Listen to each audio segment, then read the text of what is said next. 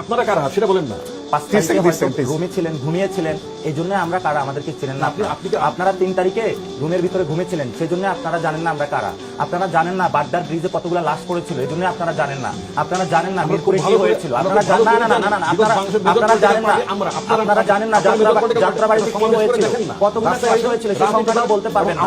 আপনারা জানেন না কুমিল্লাতে কি হয়েছিল, আপনারা জানেন না সিলেটে কি হয়েছিল, আপনারা জানেন না চিটংয়ে কি হয়েছিল। অসংখ্য মানুষের চোখগুলো কেড়ে নেওয়া হয়েছিল। ওই মানুষগুলো যখন চোখের চিকিৎসা শেষে আসবে বলবে আমরা কারা।